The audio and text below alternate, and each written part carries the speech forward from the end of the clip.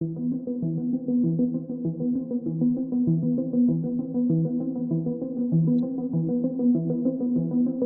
is a sanity check. I'm Jack. It's taken me a while to put this one into the words I wanted to, and then wouldn't you know it, as soon as I'm ready to film, ICE killed 2 more innocent people across the country. So I guess I'll be examining all that next, and then there's the Iranian war that we've been losing still isn't over. But in the interest of keeping my sanity in focus, I'd like to ask a simple question that people still seem to have some trouble with. What is a woman? Most times that'd be one of the top cringe ways possible to start a podcast, and it still might be this time. Let's find out. This is a question that conservatives have seen a lot of traction on. Charlie Kirk would ask it a lot. Matt Walsh and the Daily Wire made a documentary about it, and Supreme Court Justice Ketanji Brown Jackson was asked it during her March 2022 confirmation hearing from Senator Marsha Blackburn. She refused to answer it on the grounds that it was not a legal classification and that she, quote, was not a biologist. In other news, earlier this month, the Supreme Court decided that states and school districts discriminating specifically only against trans girls joining school sports teams doesn't violate the 14th Amendment of the Constitution or Title IX. Seems like they even got to Wikipedia with their supposed answer, which is a female adult human. And I'm here to tell you why that is completely wrong. But let me ask you, is this a woman? Is this a man? Which gendered bathroom would you rather either of these individuals use? Because here's the real answer to that question. Woman is the word we use to describe a grown person with the feminine gender. Or you can say a woman is a feminine gendered adult person. No need to say human with the word feminine in there. To the extent that we use feminine or masculine or even person for animals, it is an outlier. While female is used to describe a person or even animals' biology, woman is very much not just that. Adult human female is intentionally reducing the word to its implied biological implication for a rhetorical purpose, when really it's a much more culturally significant and diverse word. The same person can present or dress as a woman one day, and then present or dress as a man the next. They can present both womanly and manly attributes or behaviors, or they can present neither. The distinction here is clear. While they're often legally or colloquially used interchangeably, man and woman are words that refer to gender, not biological sex, like the words male and female. This is why the terms trans woman, cis man, assigned male or female at birth make sense to us, and trans female or assigned woman or man or even girl or boy at birth don't. These terms are used to enfranchise trans folks, and to the extent that it gets them better health care, more rights, and more community acceptance or consideration, I'm all for them using any and all that they need. And for those of you that think that these terms are just new age mumbo jumbo for mixed up kids that are subject to some social contagion, that no one is born gay or trans, or that maybe they exist, but they can be changed through therapy, or that they can reject their nature and submit to God's will, or that God even condemns homosexuality and that you should love the sinner, hate the sin, this episode is for you. This episode is also for queer folks that have struggled with their Christian upbringing. More on that in a second. Because the main cultural struggle for queer folks in this country right now seems to be inextricably linked to Christianity, and especially because I'm starting to re-engage with the Christian tradition I was raised in, I'm going to be making the following case that specifically according to Christian values, 1, it is not a sin to be gay or trans, and 2, it is a sin to marginalize queer folks because they're queer. Now, when I say simply Christian values, I'm intentionally generalizing it as much as possible in order to dismiss doctrines, dogma, apologetics, or cultural bias that have been built up since the biblical tradition was established. If you disagree with me on any of this, please first consider the possibility that you might be indoctrinated or grew up in Catholic or Orthodox or evangelical precepts that have formed since the Bible, that don't necessarily reflect what we've since learned about biblical teaching. If you're denying my thesis based on your own biblical interpretation, I'm listening. But if it's based on dogma or some church or apologist teaching from 100 or so years ago, which makes no sense outside of your own denominational speak, kindly go kick rocks.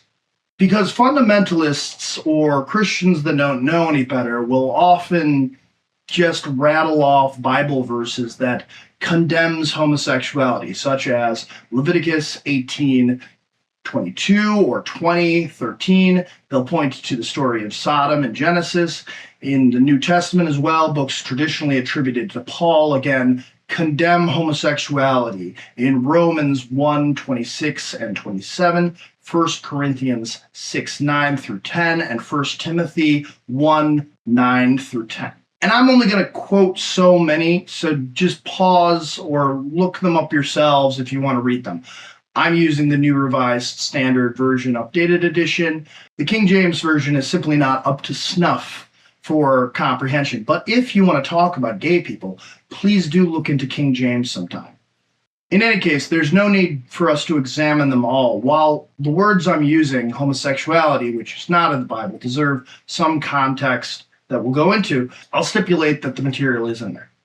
Most of the dialogue on Christian ethics, however, is tragically dominated by far too fundamentalist an understanding. That is to say, a biblically inerrant, univocal, literal, ahistorical, contextless, wrong understanding of the text. With this understanding, I can see how simply cherry-picking verses from an inerrant Bible is sufficient. Because a lot of people read it like this, so should we, and take such a reading at face value. For the sake of argument, let's say that the 1978 Chicago Statement on Biblical Inerrancy, where a lot of this problem began, is well thought out.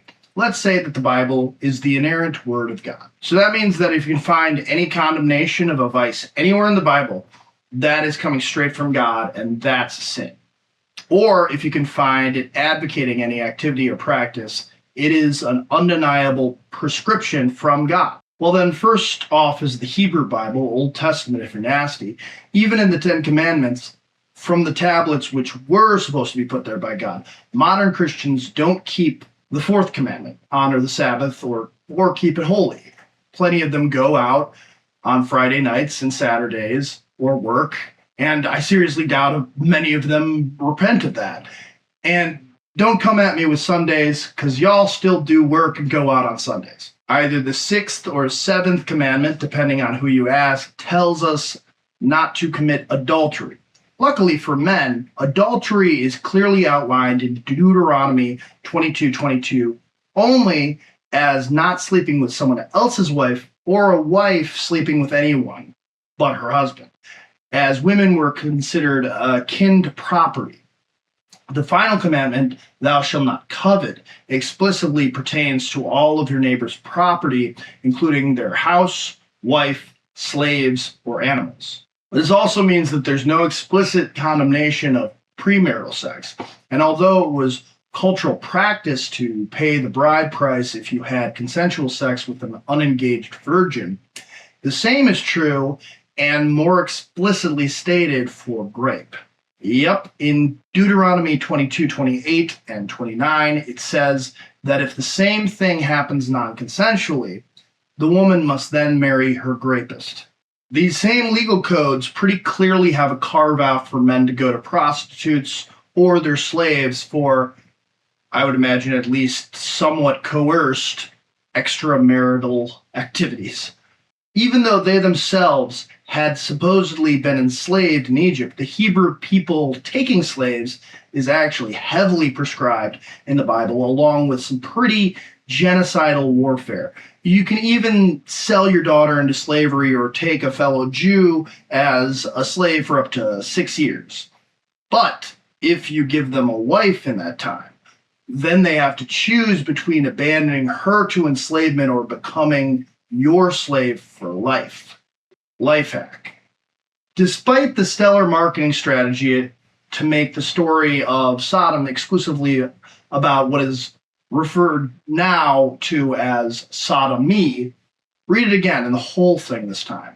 The story was actually more roundly condemning the people of Sodom for their commitment to gang raping any and all guests to their town as inhospitable. And yeah, I'd say that's a better lesson to take out of the story than no butt sex. We're kind of past that point, but maybe trying to grape any and all guests to your town should have been called sodomy instead. But then in Leviticus, it does say explicitly that a man shall not lie with a man and that it's an abomination. So that's exclusively referring to male homosexual acts as unnatural. Polygamy is also not explicitly condemned, but eating pork or shellfish, crossbreeding plants or animals, and mixing different fabrics is. And when they wish to selectively trim off some of those more problematic legal codes, fundamentalist Christians will usually argue that Jesus changed things somehow, without citing anything he himself actually says in the Bible. In fact, in the Gospel of Matthew 5:17-20, he says, "Do not think that I have come to abolish the law or the prophets. I have come not to abolish, but to fulfill. For truly I tell you, until heaven and earth pass away, not one stroke of a letter will pass from the law until all is accomplished. Therefore, whoever breaks one of the least of these commandments and teaches others to do the same will be called the least in the kingdom of heaven. But whoever does them and teaches them will be called great in the kingdom of heaven." And yet, he's referring to all the laws of the Old Testament. And I'm pretty sure heaven and earth are still here. So maybe I'll be called least in heaven for making this video. Who knows? But also, is that Jesus endorsing slavery and dietary law and forcing someone to marry their rapist and all that? Well, the author of Matthew seems to think so here. And then we have Paul writing to specific churches about specific things that they have to work towards or away from culturally. In these letters, we have a variety of vice lists where, probably informed by his Jewish faith and knowledge of the condemnation in Leviticus, he names, again, male homosexual acts or perhaps male prostitutes, along with other vices such as a more general and vaguer sexual immorality, greed, slander, drunkenness, jealousy, wrath, ambition, envy, banging your stepmom, and a slew of other condemnations. So even after you thoroughly cherry pick it all out, throughout the entire Bible, it only ever explicitly condemns male homosexual acts. It is either silent or ambiguous on lesbian acts, premarital sex, prostitution, and the existence or identity of gay or trans people of any gender. But it should become apparent by now that reading the Bible like this provides a terrible and nonsensical moral framework for any person, society, anything. In fact, the reason I started engaging with the tradition I was raised in again is because I realized the way I was taught to read it as inerrant is fundamentally wrong. The Bible is not the Word of God, and unlike the Quran or the Book of Mormon, never claims to be. It is not inerrant, univocal, and is not inspired in any sense that increases its factual or historical reliability. Rather, it is a collection of books of sophisticated literature written by human authors designed to build on a tradition. And part of how we know it's not inerrant, for one, is because, well, it's extremely errant.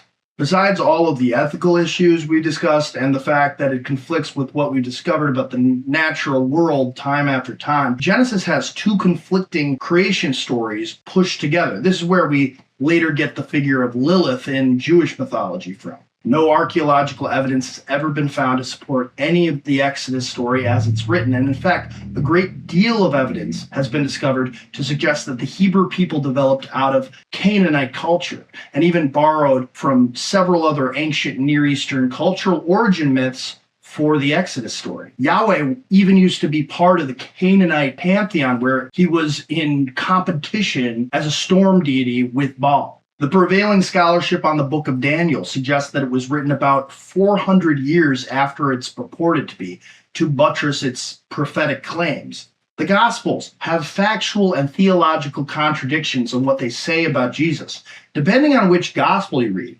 Where and when Jesus was born, where he grew up the first couple of years, when he first had God's favor, what he taught, when he died, what his last words were, or what happened after are all different. The Gospel of John is the only one in which Jesus even makes any divinity claims, but more so claiming that he's become one with some sort of God nature, which he then leaves open for his disciples to acquire as well. It's also the only gospel in which he raises a dead man, Lazarus, back to life. The gospel account claims that word of this spread far and wide quickly, but Mark, Matthew, and Luke, called the synoptic gospels because they are seen together in overlapping material and structure when compared to John, neglect to mention any such important events if they actually happen at all. Traditional attributions are also highly dubious. Peter likely did not write any of the books attributed to Peter, as he was described in the book of Acts as illiterate, which tracks with the scholarship on literacy in his age. James, the brother of Jesus, could not have written James, as he would have been one of the earliest martyrs, killed far before any of the theological issues in the book of James would have been developed, and all in Greek, a different language than he spoke. And out of the 14 books traditionally attributed to Paul, only 7 of them, half, are undisputed by the prevailing scholarship. The Gospels, however, are not forgeries, to borrow a modern term in this way, as their authors do not claim any names for themselves. They are all written and circulated anonymously and in the third person, and later ascribed the names Matthew, Mark, Luke, and John by early church fathers. They also seem to use each other as sources. Matthew uses roughly 90% of the material found in Mark, but changes important details, including his own name when he meets Jesus. That's right. In what would presumably be the most important moment in Matthew, the tax collector's life, he copies the story nearly word for word from Mark's gospel, which would have been at least a secondhand account of the meeting if it's Mark writing it. And the only important change he makes is his name. Matthew is only Matthew in Matthew. In Mark and Luke, he, the tax collector, is Levi, son of Alphaeus. Even though in all 3, even Matthew, there still is a Matthew, no father listed, as one of the 12 disciples, as well as a James, son of Alphaeus. The Gospel of John actually never provides a list of the 12, despite presumably being one of them. Again, if that's actually the disciple John. And again, all 4 are written in Greek, while the disciples spoke Aramaic. And one thing to keep in mind about a great deal of all of this fascinating scholarship, even outside of the Christian institutions and universities, of which there are many, that literally require their faculty to essentially ignore these contradictions by signing a statement of faith which affirms their belief in biblical inerrancy, like in order to keep their jobs. But I'm saying even outside of those institutions, almost all of the scholarship, good critical scholarship, has been pioneered by believers. Christians who are free to separate out their scholarship from their faith traditions in order to find out what they actually think the truth is in the text and maintain, even bolster, the scholarship's integrity.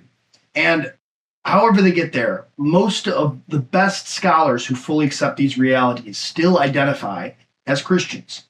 So then why am I not a biblical scholar? I found all of this from listening to and reading scholarship, and I'm not a Christian for most of my life, re-engaging with this tradition. Why should anyone be a Christian if it's based on both ancient barbarity and lies attempting to trick people into belief?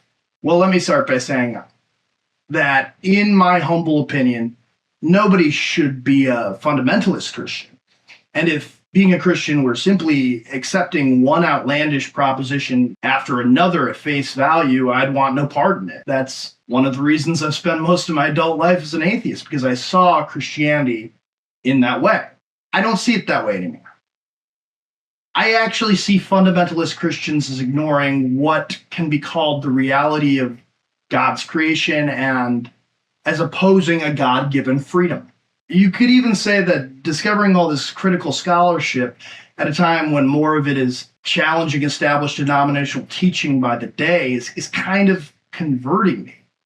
Because once I started reading this literature like that and meeting the authors where they're at historically and literarily, not only did they start to make a lot more sense, but they did make me feel closer to both God and reality. And I could even follow an evolution throughout them that leads me to my own moral and even political values. Sure, some of these books may be purposely deceptive by modern standards, but some of them also intentionally lean into their literary themes. Some of them incorporate actual history, and some of them are highly fantastical. And so are most of the books of the ancient world in the practice of myth-making. Tell me, in the Iliad and the Odyssey, was there really a historical Trojan War? Was there a Trojan horse? Was there an Odysseus? Was there a Cyclops? Does it really matter for the story? If not, and isn't part of the fun the mystery? The most prominent Christian scholar and theologian of the 2nd century, Origen, even considered these contradictions and impossibilities to be put in there by God to make it clear to us that you should not take these stories literally, but focus on the message they are trying to convey. Other early church fathers, such as Tatian of Adiabene, who was for it, or Irenaeus, who was against it, debated on whether to harmonize the contradictions between the Gospels into a new central narrative or not.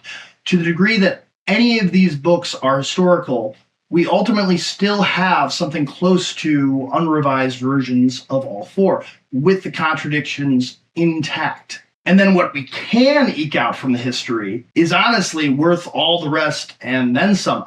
Even though many of these accounts are highly legendary, the figure central to Christianity, Jesus of Nazareth, most likely was a historical itinerant rabbi, and that much of his moral teaching that we do have in the Gospels are radically altruistic, universal, and revolutionary, and that he and John the Baptist began a tradition of resistance to oppression and martyrdom that has gone on to inspire most of the world. In fact, if you include those thinkers, teachers, and activists from the Enlightenment who were inspired by his teaching and example, and let's also say Marx, Muhammad, and heck, even Gandhi is part of the Jesus tradition, which I think you should, although I'm sure that's a case to make for a different video. He's proven to be the most influential figure in history. There's also something to be said that the early Christians who were from a largely illiterate, poor, marginalized, and oppressed community were so inspired to create oral traditions and then eventually write so much literature around the central figure. Scholars estimate that there were between 40 and 60 ancient texts that were referred to as Gospels. So no wonder they're not perfect, but also they're remarkably unique pieces of literature in ancient history. Despite the Gospel of Matthew's assertion that Jesus wants his followers to maintain the old law, most of what we are told about his message suggests that he was actively rebelling against the temple cult and their gatekeeping of sacrificial atonement for sins, as opposed to his preaching of a direct forgiveness for sins from God. And he also often seems to be critical of over-legalistic interpretations of Scripture. In another passage from Matthew's Gospel, 22:34, one of the Pharisees, who was an expert in the Hebrew law, asked Jesus what the greatest commandment in the law is. Jesus' reply was twofold. He said that the greatest commandment was to love God with all your heart and all your soul and all your mind. This is rooted in the ancient Hebrew prayer known as the Shema, found in Deuteronomy 6:5. He emphasized that the second greatest commandment is like the first, to love your neighbor as yourself, found in Leviticus 19:18. He then said that all the law and the prophets hang on these two commandments. Whereas in his Jewish tradition, your neighbor is your fellow Jew, Jesus' message gradually becomes universalized as perturbed by his apocalypticism. In the teaching of the goats and the sheep, for instance, in Matthew 25:31 through 46, Jesus describes the end times, where he says a figure he calls the Son of Man and angels will come to judge all nations, not just the nation of Israel, aka Jesus' race, Jewish folks, but all peoples. This Son of Man separates people for inclusion in his new kingdom based not on their race or adherence to the old law, but based on their behavior towards each other.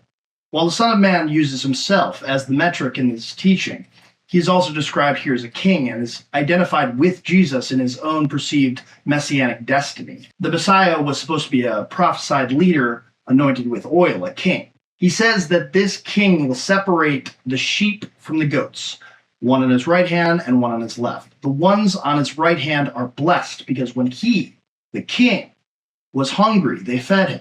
When he was thirsty, they gave him drink. When he was a stranger, they welcomed him. When he was naked, they clothed him. When they took care of him when he was sick and visited him when he was imprisoned. So this is an apocalyptic king that suddenly crashes into these sheep's lives and is praising them for how well they treated him, to which they basically say, wait, Lord, when was all of this? We literally just met you. Here the king replies, just as you did it to the least of these brothers and sisters of mine, you did it to me. This lesson is repeated in the inverse for the goats on the left side of the king. The goats did not take care of their brothers and sisters in trouble, so they did not take care of the king. While the parable is a bit shoehorned in there, another thing Jesus was known for, the message is clear. This goes far beyond the golden rule. If you don't treat those on the margins of society the same as this salvational king, he says, you who are accursed, depart from me into the eternal fire prepared for the devil and his angels. Which, even though it sounds like it, I also don't believe that that fire is hell. I don't believe Jesus believed in hell or that the concept had been developed yet. But again, maybe that's for another video. These are the key ethical teachings of the central figure of Christianity, and they fit the treatment of gay and trans individuals by Christians like a glove. Think back to the AIDS crisis. Which modern Christians are the sheep and which are the goats when it comes to queer folks? Now, don't get me wrong. Does any of this mean that these ancient first century Jews or early Christians were woke or accepting of LGBTQI and all of that? No. Jesus didn't say anything at all about gay people that we know of. But for good or ill, he had a very good excuse. What Jesus, Paul, the author of Matthew, and none of these authors of the scriptures, nor anyone else in the ancient world, actually fully understands is that sexual orientation or gender dysphoria are even things at all, or that gay and trans identity existed in their time and throughout human history. This explains why whenever any of them do describe homosexuality in the Bible, they only ever refer to male homosexual acts, which most ancient cultures were sensitive to one degree or another. Later, in the Talmud, which was written and compiled in a rabbinic tradition centuries after Jesus' time, between the 3rd and 6th centuries, they do in fact identify 8 distinct genders. Besides Zakar and Nekeva, male and female, there are 2 kinds of Eilanit and 2 kinds of Saras, individuals identified as female or male at birth who transition into characteristics of the opposite sex, both naturally, Hama, or through human intervention, Adam. That alone brings us to 6. There's also androgynos, a gender in which the individual possesses both masculine and feminine characteristics, and tumtum, the cutest gender name, an individual that displays neither indeterminate or obscured sexual characteristics. The reason this tradition ended up with 8 genders is because their culture had a variety of gender duties, and yet they kept running into more individuals that broke their mold. For similar reasons, before European colonization, hundreds of Native American tribes recognized and respected multiple gender expressions, including what is now defined as transgender and non-binary. Unfortunately, we've only come to grips with the reality of queer existence as a global society in the last 100 years or so, and only started to enfranchise those individuals as equal citizens, at least in the West, in roughly the last 50. This is Dr. Henry Anonymous, later identified as John E. Fryer. In 1972, Dr. Fryer delivered an anonymous speech to the American Psychiatric Association, wearing a rubber mask and utilizing a voice distorter in order to protect his career. In the speech, Dr. Anonymous made it clear that he was a psychiatrist and a homosexual, that hundreds of other members of the APA were as well, and how harmful and compromising the designation of homosexuality as a mental illness in the DSM-1 20 years prior had been to psychiatric practice as a whole and for those hiding this identity from their colleagues, patients, and society. Due in part to this testimony, it was removed from the DSM a year later. And you may have heard this accusation that LGBT identification exploded in recent years due to it being some kind of social contagion. First of all, LGBTQ is a large umbrella of classifications that still only makes up 8 to 12% of the population globally and only 9% of the US. But to the extent that it's increased with young people or whatnot, this emerges from the same sociological confusion that causes conspiracy theories to form around the increase in autism rates. Or a similar dynamic occurred during the new atheist movement of the 2000s and 2010s, where several books defending atheism or attacking religion were published, and non-believing self-identification went way up. The thought is that these non-believers, people on the autism spectrum, and a great deal of these LGBTQ folk were always there in our society, but because the research, diagnosis, popularization of ideas, or social acceptance wasn't where they are now until a certain point, we see a big increase when the zeitgeist changes. Consider that maybe our society is just getting more open to different types of people, or brain chemistries, or most importantly, ideas. In an honest, open, pluralistic democracy, isn't that a positive change? Moreover, isn't that in keeping with the sort of open heart to your neighbor that Jesus preached? Isn't that sort of societal evolution even natural? And there's the other rub. These exclusively male homosexual acts the Bible condemns are specifically called abominations and unnatural. The assertion that these authors are making is that these acts are merely choices that run counter to what they know about the natural world. They would not have been aware that based on all the evidence, homosexuals and same-sex behaviors are entirely natural. These books would have been written thousands of years before scientists had documented same-sex interactions, including courtship, mating, and long-term pair bonding in over 1,500 animal species. They've also observed that in highly social animals like primates and marine mammals, same-sex behavior helps establish social hierarchies, reduce group aggression, and strengthen alliances. We've discovered that someone's sexual or gender identity is impacted by a lot of things, but it's most likely tied to complex interactions between biology, genetics, and early prenatal development. Most gay and trans people report these feelings as part of their identity very early in life. So while we don't know exactly why people are gay or trans, we do know that they are. Based on everything I've laid out so far, it suggests that they exist in the natural world and that human cultures either find a way to accept them or push them into the closet. For good or ill, the easiest way to describe this phenomenon for a theist is that God made them that way. So this brings us back to what is meant by sin. Why does love the sinner, hate the sin not cut it for gay or trans people? Because it does not, theologically, psychologically, biologically, philosophically, practically, or morally. Because sin is a choice. I think I've demonstrated thoroughly that being gay is not a choice. And in fact, all the passages condemning gay male acts simultaneously assert the theory that these acts aren't natural. These authors are mistaken. What is a choice is fixing your heart against a certain group of people above, one, everything we know about the natural world, two, all other vices and lists from an ancient tradition figuring itself out, and three, crucially, above what the central figure in your religion says are the most important commandments in your faith. By not accepting gay and trans people, you are not loving God, because you are not accepting his creation. And by marginalizing them or the relationships, you are not loving your neighbor as yourself. Time after time, in the Sermon on the Mount and the Beatitudes, from the lesson of the goats and the sheep, to those he ate with and is portrayed as healing. Jesus taught not to marginalize people. He taught to treat those at the margins of society as if they were Jesus himself. So consider this.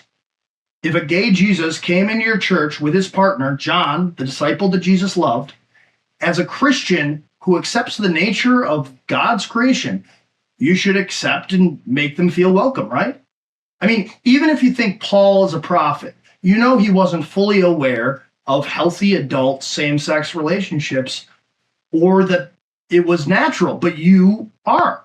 And again, Jesus did say that all the law and all the prophets hang on those two precepts.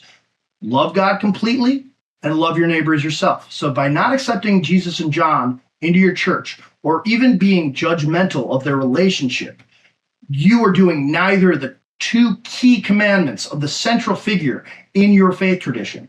Worse, you are sinning by fixing your heart against them. Still, many Christians and churches do exactly that. You saw the memes earlier, which are essentially advocating for a come closeted or don't come policy. I've also seen an acknowledgement from many of them that people were born gay or trans, but should nonetheless deny their identity, become celibate, or even marry a person that they're not attracted to or that won't accept their identity. Beyond the moral and logical contradictions of God creating a person the wrong way, these do not tend to have healthy outcomes. Gay conversion therapy and attempts to change one's sexual orientation has long been rejected by every major medical, psychiatric, and counseling organization as ineffective, with higher documented rates of depression, anxiety, PTSD, and suicidality. Sorry, I started saying it that way for the Epstein app, and I still don't know if the real word is actually allowed on here, so that's how I'm saying it for now. Nonetheless, I've heard disturbing, if poetic, self-hating terms to defend this bigotry, even from supposed gay Christians, like, as I said, love the sinner, hate the sin. We were all born in sin. That's why we need Jesus. Okay, if Jesus died for this sin, why can't two men get married already? Also, the doctrine of original sin was formulated as late as the 4th century with Augustine, who again held a commitment to the concept of biblical inerrancy. Get out of here with that. Then there's, sure, you're born gay, you need to be born again in Jesus, and even people saying you need to crucify the flesh. All very gross appropriation of the Gospel of John and Paul, taken out of context to target one group of people. Again, in clear violation of Jesus's greatest commandment and second greatest commandment. And frankly, this goes far beyond not loving your neighbor as yourself. It's trying to convince your neighbor to hate themselves and how God made them. So why are so many Christians activated specifically around this subject now, but not slavery in the Bible, not adherence to dietary law, protections for the Sabbath, mixing fabrics, capitalism, and greed in the church, usury? They don't even say much about the other stuff on Paul's vice lists. The answer is that most of the modern world has already decided on those matters, mostly against strict biblical teaching hundreds of years ago. And to be fair, with Christians on both sides of most of these arguments. Hegel's thesis, antithesis, and synthesis have strong roots in his observations of the history of Jewish discourse in Christendom.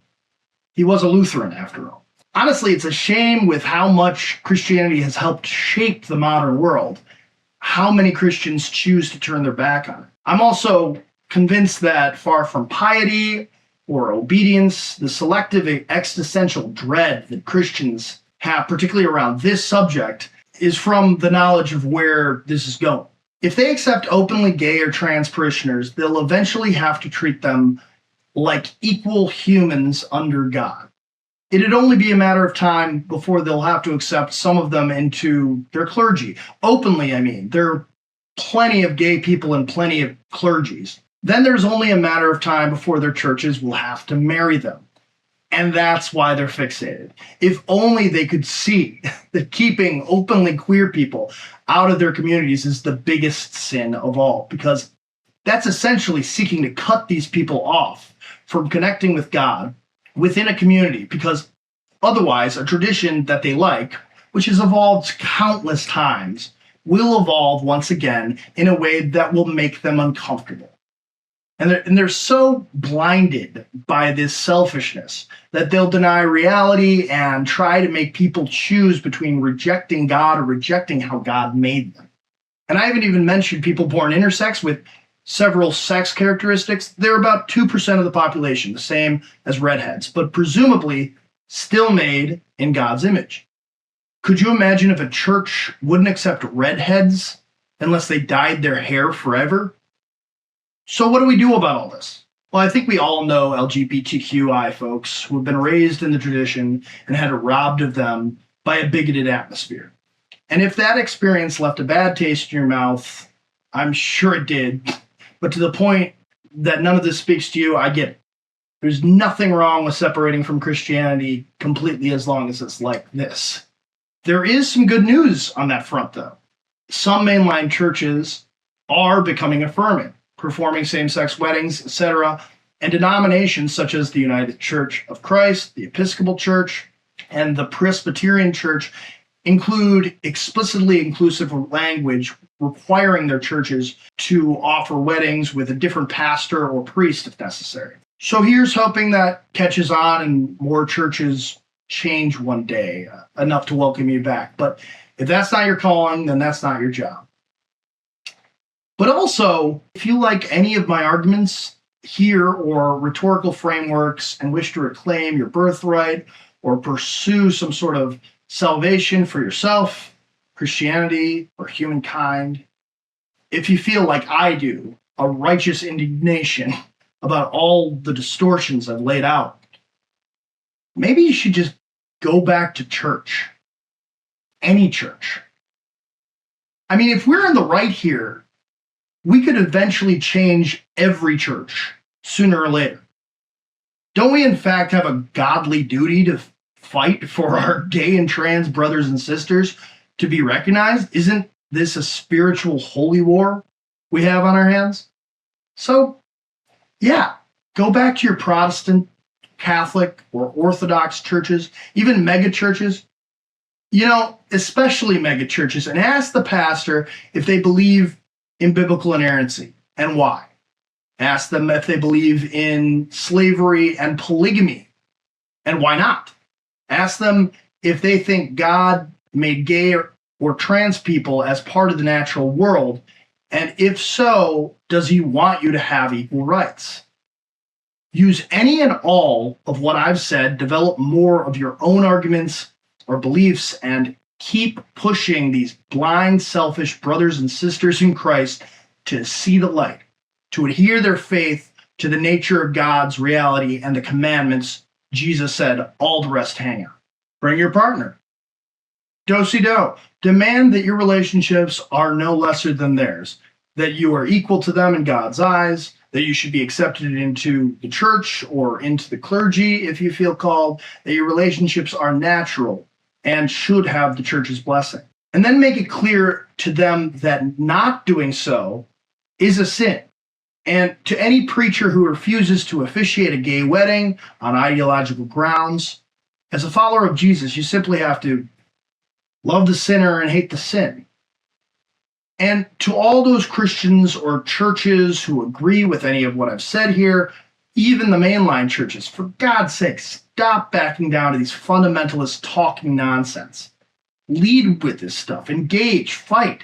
People out there don't have any community at all. Common spaces have been plundered. Wealth inequality is rampant. AI is taking people's jobs and purpose.